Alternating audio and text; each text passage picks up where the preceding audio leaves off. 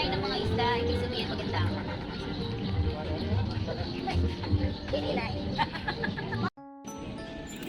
Happy day mga ka-angels! So ito nga yung aming pasyal sa The Floating Restaurant of Tarlac or Isdaan Village. Located ito sa Herona, Tarlac City. Wow!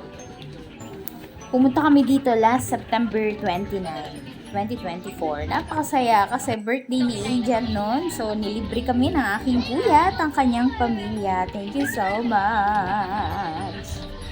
At napakadami talagang isda doon, te. Nung minsan nakala ko nga wala ngang isda doon, pero nung binigyan namin ng pagkain, ay, te, nandun sila lahat.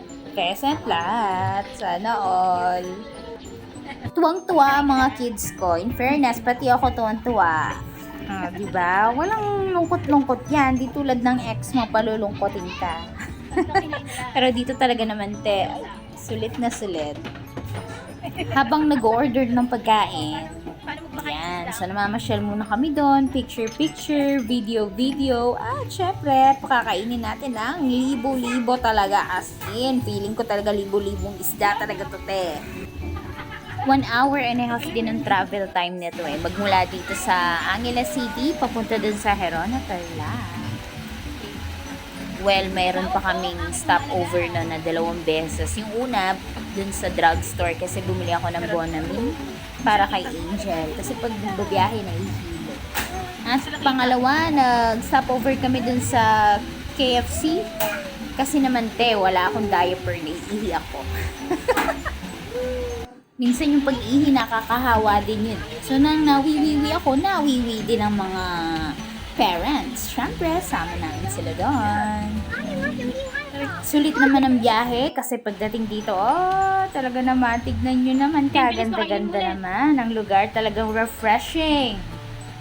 Siyempre, ingat ka din, huwag kang malikot kasi 6 to 9 feet ang lalim niyan, mga pets. Talaga naman, pag nahulog ka dyan, talaga namang refreshing. In fairness, nung pagdating namin doon, merong isinabit sa amin, no? Yung mga flowers, ayan. Parang nasa Hawaii. Ganun ang datingan. Napaka welcoming ng mga staff nila dito. Tapos, hihingi ka lang ng pagkain o feeds ng mga isda dun sa mga staff nila. Bibigyan ka nila. So, binigyan ako ng 4 na plastic. At ito na nga, tuwan-tuwa na nga mga kids ko. Siyempre, pati ako tuwan-tuwa dyan, te. O, diba? Yan na yun. At ito na yung pagkain. Ang inaabangan. Ako, gutom na kami dyan, te. Sa layo ba naman ng binyahe namin? Oh. Napakasarap ng kanilang mga pagkain. So, try nyo din. O, diba? Yun na yun. O, kain. Hala, galit-galit na. Wala nang pansinan.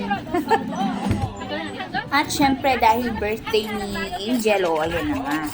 Pinantahan na kami, diba? Kanta, sige. Napakasaya. Tinry kong i-live ito sa page. Kaso yung data ko napakahina, kaya putol-putol. Blow na. What's your wish?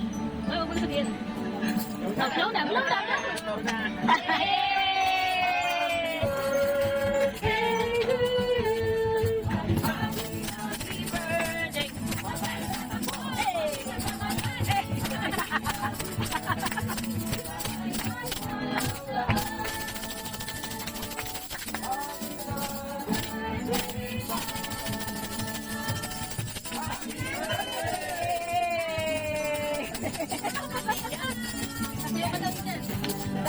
Ayaw ka daw.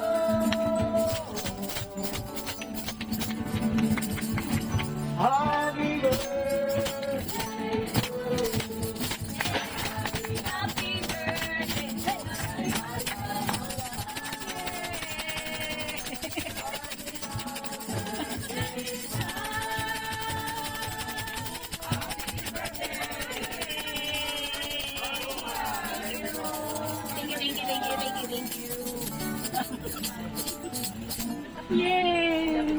Love you, Angel. Happy birthday. Thank you. Yun nga, pagkatapos magkantaan, pasyal na kami ulit ng aking mga Junakis. Meron ditong playground. Yan. Nakalaro din nila yung ibang mga bisita ng mga bata dito.